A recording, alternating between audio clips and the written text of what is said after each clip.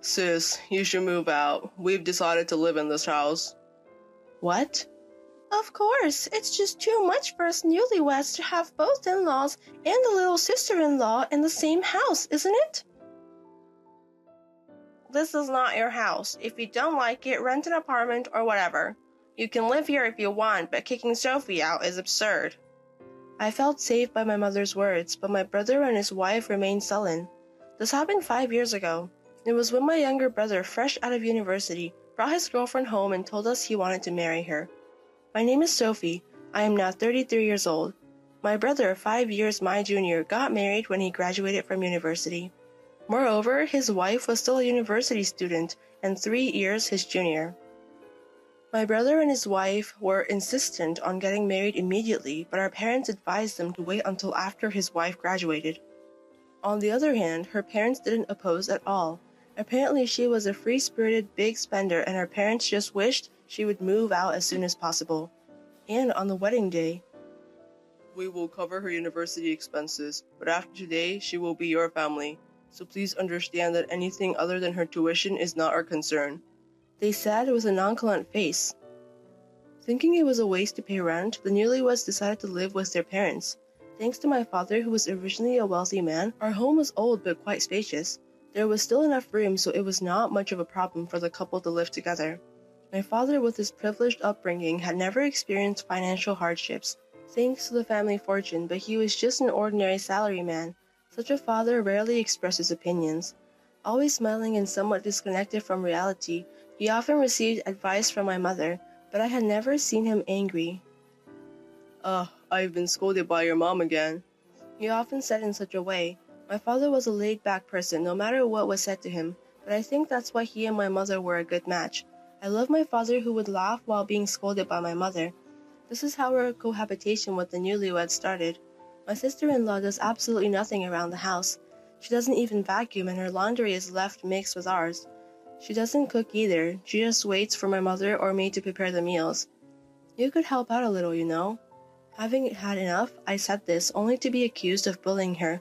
You're scary, sis. Maybe that's why you can't get married, even though you're so old, she said, giggling. My brother, who just laughs along with her. At least wash your own laundry. Aren't you embarrassed to have other people wash your underwear? That's harsh, sis. I thought we were all family. Like this, she would pretend to cry for sympathy. My brother would side with her in times like these. Sophie, just because Emily is young and cute, don't be jealous and bully her. I just want to say that we're not your mates. If we live together, we have to follow certain rules. Emily is a student and her main job is to study, so it can't be helped. We're family, so we can cooperate that much, right? He said this without showing any sign of regret. Even though my mother has suggested many times that they should live in an apartment, Then pay the rent for us. he would say things like that. If we live, it's a luxury apartment. We can't live in a cheap apartment. Such a selfish statement. Although I asked my father to say something, It's hard for just the two of them to live. They're still young. he would only say things like this, and as a result, my brother and his wife became even more audacious. About 2 years later, when I turned 30, I was luckily engaged to be married. My future husband was someone from one of our company's clients. We became close as we met several times for business meetings, and he was very thoughtful and kind. So when he asked me to date him, and then to marry him, I was very happy. Finally getting married, huh? It's unusual to find someone who would take a woman like you. You better try your best not to get dumped. I'm glad you managed to get sold. I'm so excited to think that the meddling sister-in-law will be gone. My parents, on the other hand, loved my husband and blessed our marriage from the bottom of their hearts. I occasionally visited my parents' house, but my brother and his wife were still the same. My sister-in-law graduated from university the next year, but she neither worked nor did housework. When I tried to caution her, I was told that I was a stranger now, that I had left and should not interfere. But I knew probably they were not leaving because they wanted the family assets. So deep down, they were probably happy that they didn't have to give the assets to me, who had married and left. However, it does not mean that I have lost my inheritance rights. My brother and his wife probably know this, but now that I've left, they must think they can say anything when the time comes. As for me, I'd be glad to give up my inheritance if my brother and his wife will take good care. of my parents and protect the house, but at this stage I don't see any sign of that happening. About 2 years later, my father's health declined and he was in and out of the hospital. I helped with his care and visited him in the hospital as much as time permitted, but my brother and his wife seemed indifferent. My father started to I have an inheritance of $20 million. Say things like this. And sure enough, every time I went to my parents' house, I started to see my sister-in-law on my father's side, purring sweetly. Listen, sis, I want to take care of Dad too, but Mom does everything and I don't get a chance. But you didn't want to take care of Dad before, did you? That's not true. But don't you think Mom might be trying to keep us away from Dad to monopolize the inheritance? My parents are really close and I think Mom wants to take care of Dad herself, so I don't think she's thinking that way. Is that so? Then when Dad passes away, we'll get a fair share of the inheritance, right? Stop it. Don't say such bad luck things. My father is still alive. I'm really upset with my brother and his wife, who only care about money. However, it's unclear whether my father really has that much assets. While our family used to be wealthy, my father is just an ordinary salaryman. I can't imagine that he has that much leeway. And a year later, my father passed away. I rushed to the hospital when I heard his condition had suddenly worsened, but by the time I got there, my father was already cold. The only consolation was that my father's face was very peaceful. I'm sure he was smiling, being cared for by my mother until the end. Dad, you're smiling, aren't you? Really? He was carefree till the very end. My husband left work early to come, but my brother and his wife did not show up at the hospital. When I contacted my brother, If he's already dead, what's the point of us going? He said this calmly. My brother and his wife didn't seem to mourn at the funeral and seemed to be laughing. After the funeral, my brother immediately brought up the subject of inheritance. We, as a couple, would inherit the $20 million inheritance from Dad. What? What are you talking about? So, both you and Mom gave up your inheritance. Can't we talk about this after the 49th day memorial service? The funeral just ended today. Usually, it's better to settle money matters quickly. We, as a couple, live in this house, and I am the eldest son of the house, so the right to inherit is ours. To bring up something like this, as soon as my father passed away, I didn't particularly want the money, but it made me angry with my brother, so I couldn't agree with him. In return, we will take care of Mom, so don't worry. Who could believe such words? My mother opened her mouth before I could object. It's okay. Mom, why? Arguing over something like this would make your father sad, so let's stop. But my father had just passed away, and I guess my mother was quite depressed, but I couldn't agree with it. It's not something we can conclude right now. Let's just go home for today. My husband, who had been quietly listening to the conversation, said this. My husband had refrained from saying anything until now, but he couldn't bear it anymore. In this way, we left the scene. It's not right, especially since Dad just passed away. I understand how you feel, but what I'm worried about now is your mother. She's usually a strong person, but she's so depressed. You're right, I'm very worried about her too. Why did my mother agree to my brother's opinion so easily? Was she persuaded by my brother and his wife? My father and mother were a very good couple. As for my mother, the shock of losing my father must have been great.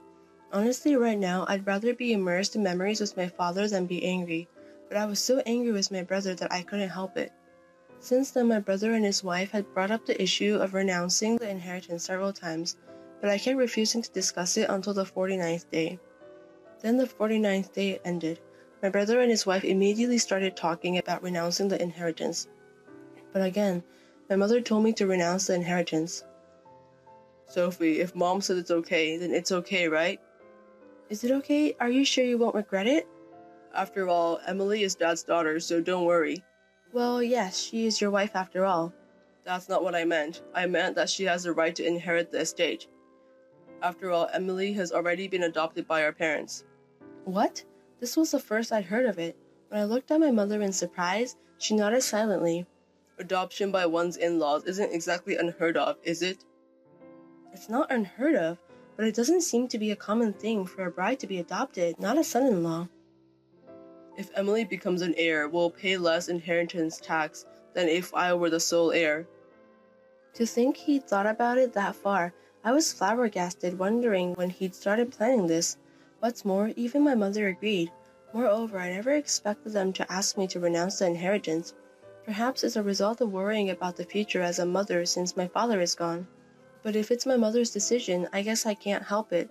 So I decided to sign the inheritance renunciation document.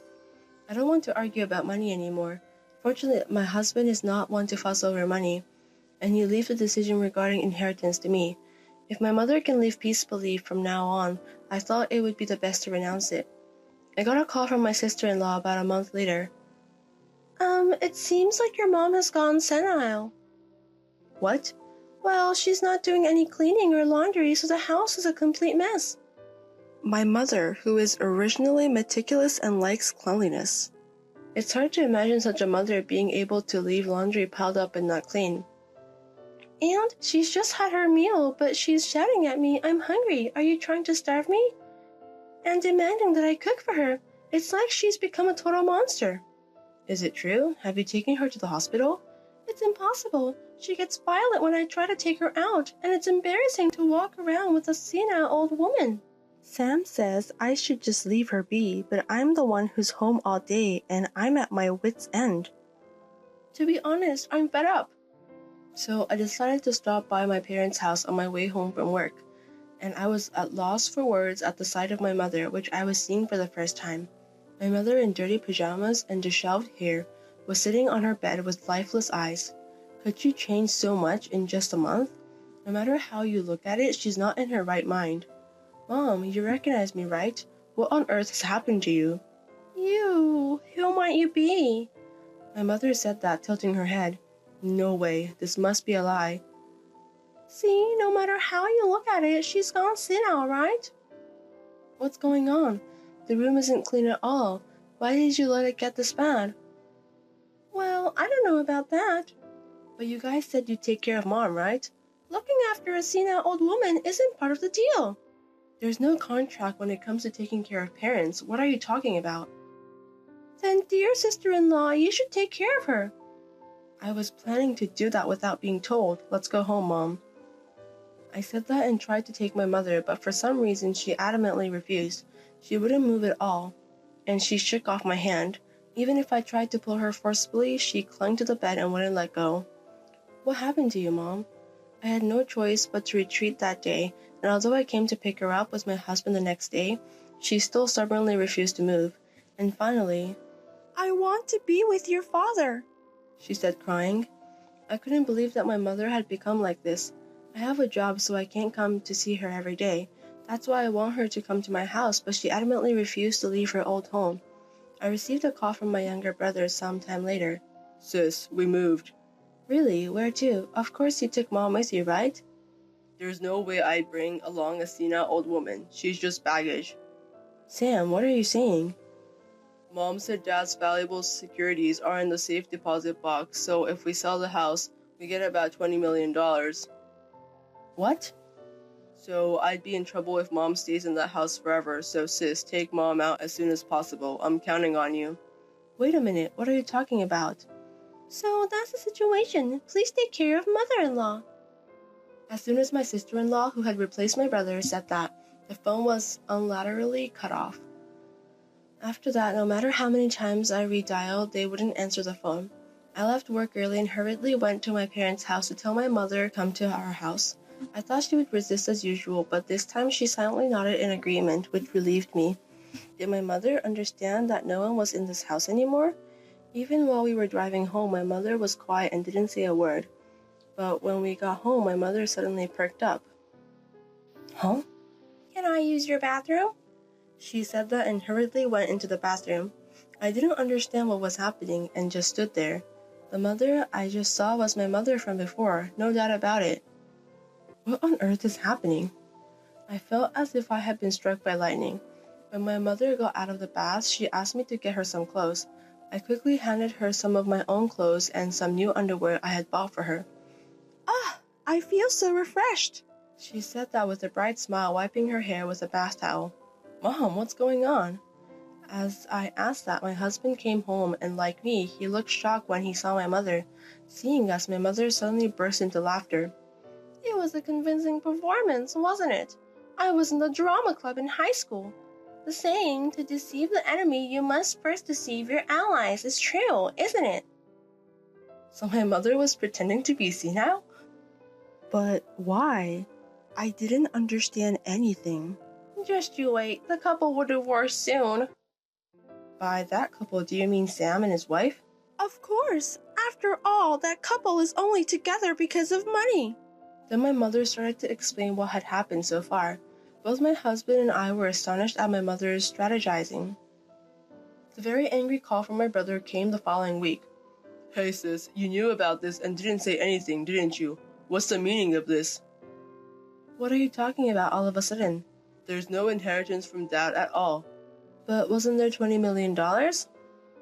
When I checked the safety deposit box, Mom mentioned there were only loan agreements inside. So there was $20 million, right? You've got a debt of $20 million. What?